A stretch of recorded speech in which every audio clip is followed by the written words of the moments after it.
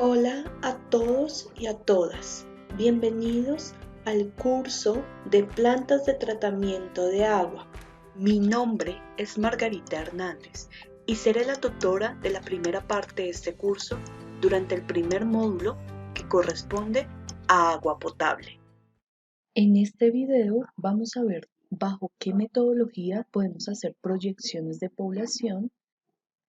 Cuando hablamos del sistema de acueducto, se reconoce que este es un sistema que está compuesto por una fuente de abastecimiento, obras de captación y conducción, tratamiento de agua y almacenamiento y distribución. Independientemente de qué es lo que va a realizar el diseñador, ya sea diseñar la captación, la tubería de conducción, la red de distribución o el sistema de tratamiento para la potabilización, siempre necesitaremos saber el caudal de diseño, es decir, la cantidad de agua que se va a captar, que se va a transportar, que se va a tratar o que se va a llevar a los domicilios de las personas. Teniendo en cuenta que los sistemas anteriormente mencionados deben satisfacer las necesidades de la población durante un periodo de tiempo considerablemente grande, pues se hace necesario conocer 6 aspectos importantes, entre los que se encuentran periodo de diseño, población de diseño, área de influencia de la infraestructura en cuestión, la hidrología de la zona, los diferentes usos del agua, y la inversión económica propuesta para el diseño, donde por supuesto debe incluirse la inversión inicial, los costos de operación y mantenimiento. Para los temas que vamos a abordar en este video, nos enfocaremos en los aspectos de periodo de diseño y población de diseño. El periodo de diseño lo podemos definir como el número de años durante los cuales una obra determinada debe prestar con eficiencia el servicio para el cual fue diseñada. Existen diferentes factores que determinan el periodo de diseño de un proyecto. El primero es la vida útil de las estructuras y de los equipos, es decir, la obsolencia, el desgaste, los posibles daños que puedan ocurrir. Como segundo aspecto está el de ampliaciones futuras y la planeación por etapas de construcción. Un tercer aspecto importante son los cambios en el desarrollo social y económico de la población. Y un último aspecto es el comportamiento hidráulico de las estructuras cuando no están funcionando a su plena capacidad. De acuerdo con la normatividad vigente que establece el periodo de diseño de una planta de tratamiento de agua potable, la Resolución 330 del 2017 indica que para todos los componentes de un sistema de acueducto y alcantarillado se adopta un periodo de diseño de 25 años. Una vez se haya definido este horizonte de diseño, podemos definir cuál sería la cantidad de personas que a lo largo de los próximos 25 años van a requerir demanda de agua potable. Para el diseño de un sistema de tratamiento de agua potable es necesario conocer la evolución de la población con el tiempo para definir el caudal de diseño, ya que este depende del número de habitantes. Un lugar se caracteriza porque su tendencia de crecimiento poblacional se comporta de esta manera, como si fuera una S, donde en esta primera parte la tasa de crecimiento entre A y B tienen un comportamiento geométrico. Una segunda parte, que sería entre B y C, tienen un comportamiento lineal. Y en la última fase, entre C y D, la tasa de crecimiento tiene un comportamiento logarítmico, hasta que llega a una densidad máxima de población conocida como población de saturación. Sin embargo, se deben tener en cuenta que los estudios de población son normalmente muy complejos. Todas las variables que no son siempre cuantificables pueden interactuar con este tipo de estudios. Eventos inesperados pueden ocurrir, lo que puede cambiar completamente la trayectoria prevista del crecimiento de población. Por ejemplo, es importante estudiar las características sociales, culturales y económicas. Por otro lado, también hay que tener en cuenta el futuro desarrollo del lugar al que va dirigido el diseño y la construcción de la planta de tratamiento de agua. Entre eso, se debe estudiar aspectos como el turismo, el desarrollo industrial y comercial e incluso las políticas o planes de gobierno a nivel macroeconómico. Por lo anterior, es importante el sentido común del analista en la elección del método de pronóstico poblacional y en la interpretación de los resultados. Muchas veces, la elección del método se basa en el mejor ajuste con los datos históricos de los censos. Hablando de censos poblacionales, casi todos los métodos de estimación de población futura, o por lo menos los más acertados, necesitan de datos recopilados por los censos históricos, que en nuestro país pueden consultarse en el Departamento Administrativo Nacional de Estadística, conocido como DANE. Los principales métodos o modelos utilizados para los pronósticos de población son método de crecimiento lineal o aritmético, método de crecimiento geométrico, también conocido como exponencial, crecimiento logarítmico, metodología para la tasa de crecimiento decreciente, metodología para el cálculo de crecimiento logístico, el uso de regresiones o también conocidos como métodos estadísticos, el método de comparación gráfica entre comunidades similares, que también es conocido como un método gráfico, los métodos de relación y correlación o los métodos de predicción basados en el pronóstico de empleo u otro pronóstico de servicios públicos. Teniendo en cuenta que existen diferentes metodologías, el Reglamento Técnico de Agua y Saneamiento 2000 sugiere qué metodología podría usted usar de acuerdo al tamaño de la población actual. Para eso, existe una tabla en este mismo reglamento que indica el nivel de complejidad del proyecto, de acuerdo al número de habitantes de la zona de interés. Una vez usted haya determinado ese nivel de complejidad, se dirige a la siguiente tabla donde usted puede seleccionar qué metodología de proyección puede utilizar. Nuevamente repito, estas sugerencias no son determinantes. Cada diseñador, bajo su experiencia, puede elegir otras metodologías alternativas para complementar y acertar en su estudio de crecimiento poblacional. Referente a la metodología de crecimiento lineal poblacional, podremos decir que es un método muy utilizado para pronósticos a corto plazo. Sin embargo, este método es muy teórico y en la realidad no es normal encontrar una población que presente un comportamiento lineal, porque para eso la tasa de crecimiento debe estar balanceada entre el número de nacimientos y la mortalidad o el número de tasas de inmigración y emigración. El método de crecimiento geométrico o exponencial es útil para poblaciones que muestren una importante actividad económica y posean importantes áreas de expansión para dotarlas de servicios sin mayores dificultades. También es un método que se utiliza para pronósticos a corto plazo. El método de crecimiento logarítmico se utiliza para poblaciones que muestren un considerable desarrollo y posean abundantes áreas de expansión. Este método se puede utilizar siempre y cuando se tengan por lo menos 3 datos de censos históricos.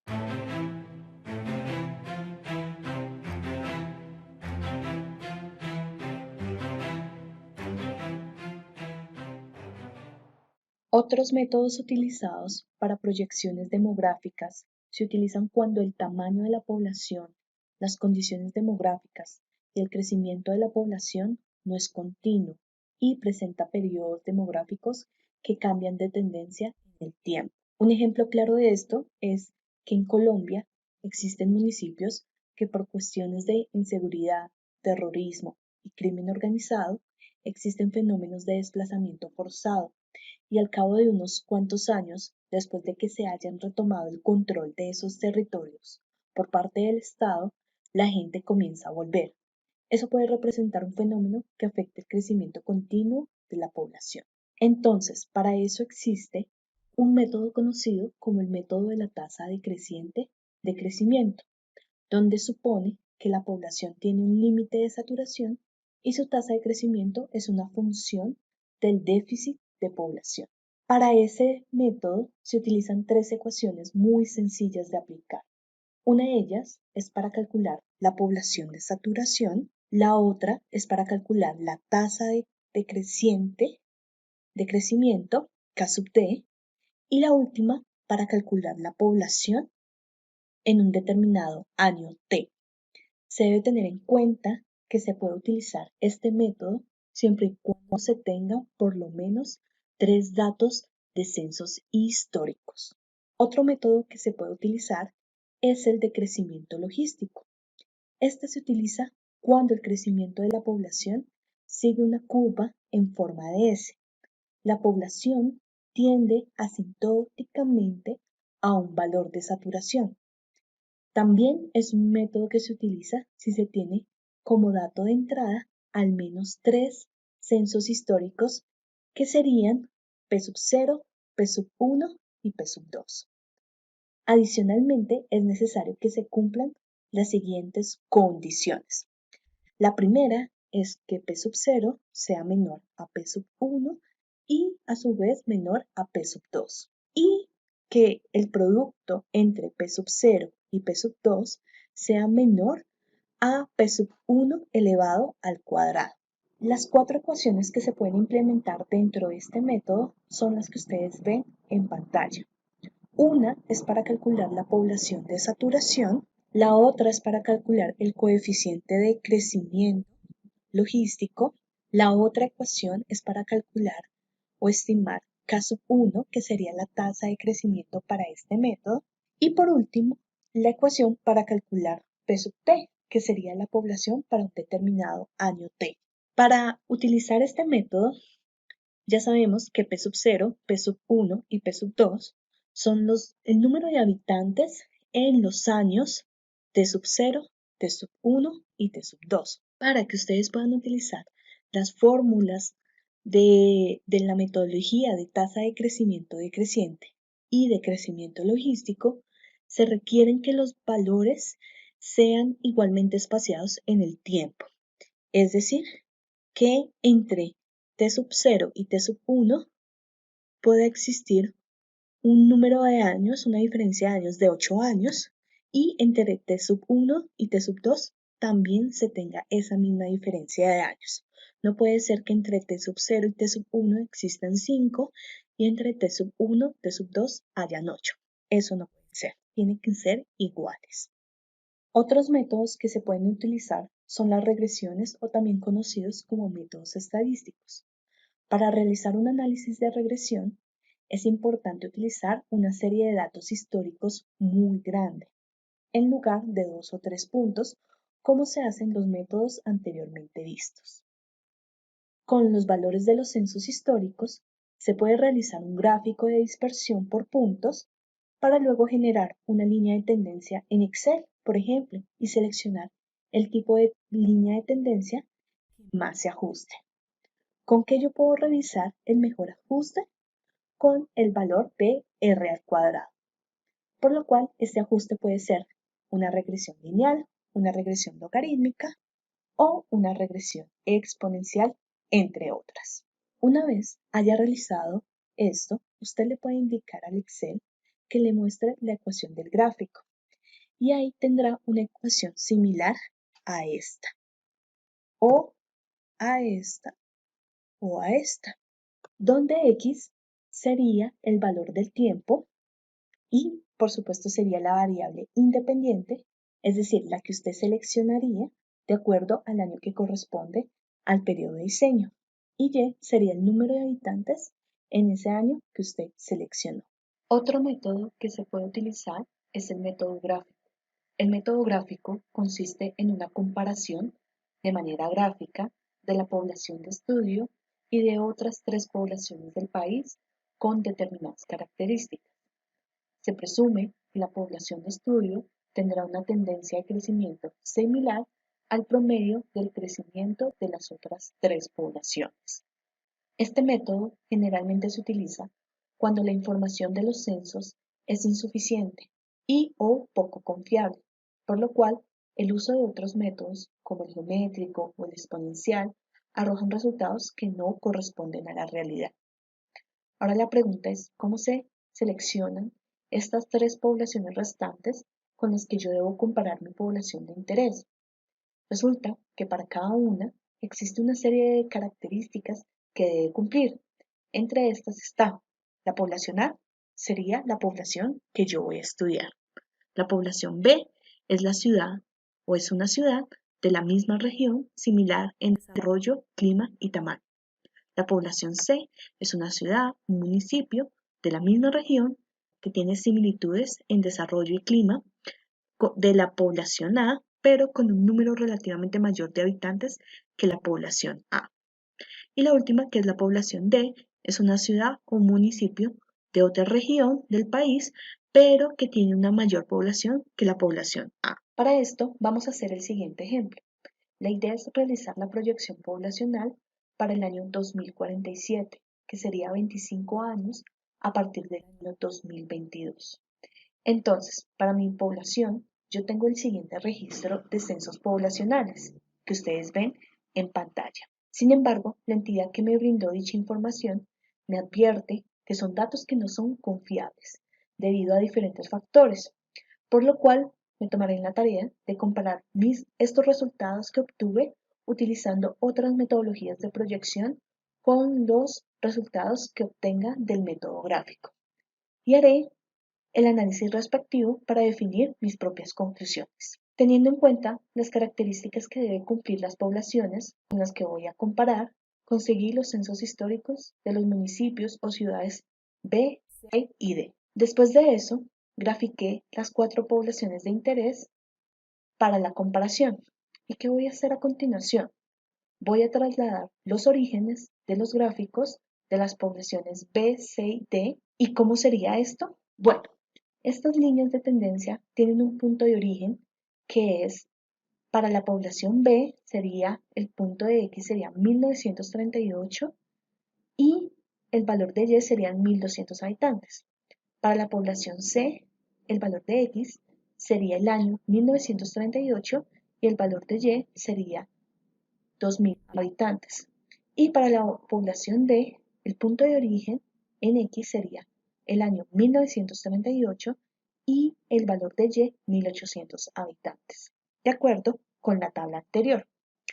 La idea es cambiar ese punto de origen y cambiarlo a el año 2018 con 5000 habitantes, donde X sería el último año censado de la población A y el valor de Y sería el número de habitantes censados en ese mismo año. Entonces, de esta manera podemos ver que en la tabla, para la población B, C y D, el inicio de su línea de tendencia será el año 2000 y con punto en el eje Y con un valor de 5000. Ahora, ¿cómo ajustamos los valores para los siguientes puntos? Por ejemplo, tomemos la población B. Resulta que entre 1938 y 1951 hay una diferencia de 13 años.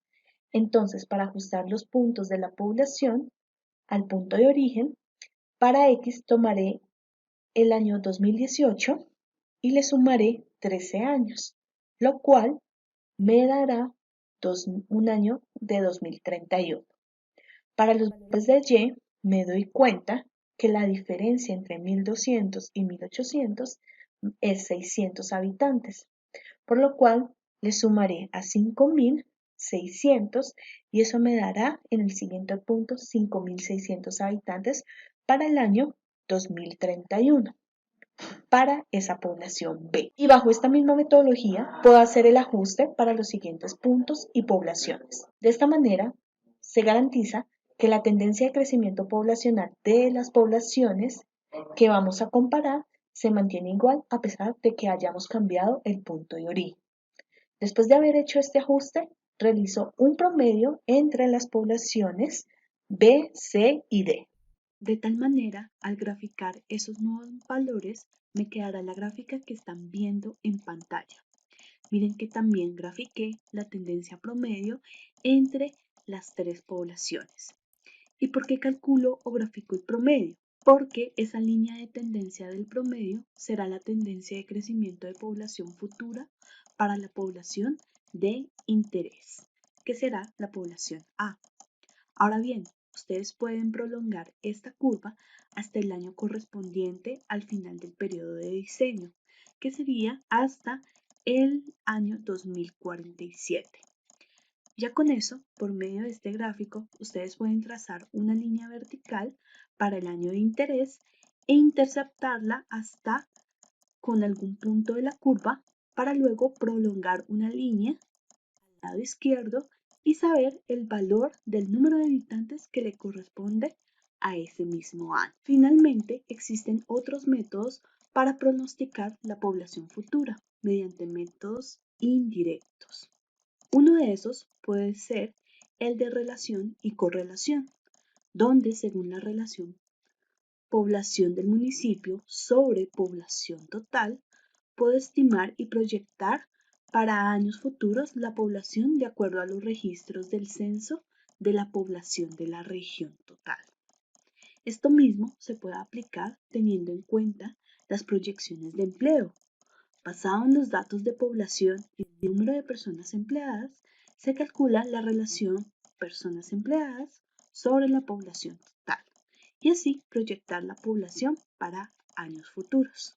Otro método indirecto es el uso de las densidades de población. Los datos de densidad de población también son útiles en el cálculo de flujos y cargas contaminantes de un área o una cuenca determinada dentro de la ciudad o municipio. En estas tablas tomadas del libro que se encuentra citado aquí mismo, se muestran las densidades de población de saturación típicas en áreas metropolitanas altamente ocupadas. Por ejemplo, en esta tabla podemos ver cuál sería el valor de la densidad poblacional de saturación dependiendo del uso del suelo. Entonces podremos tener, por ejemplo, que para áreas residenciales con lotes estándar de 250 metros cuadrados, una densidad poblacional de saturación puede ser de 150 habitantes por hectáreas o, por ejemplo, tenemos este valor donde indica que áreas residenciales localizadas de manera central con una predominancia de edificios con oficinas puede haber una densidad poblacional de 1000 habitantes por hectárea. Gracias por haber llegado al final de este video. Ojalá les haya gustado el contenido de este y hayan podido encontrar información útil no solo para este curso, sino también para su vida profesional. No olviden seguir consultando la biblioteca del curso y demás material de apoyo que se encuentra en el aula virtual. ¡Nos vemos!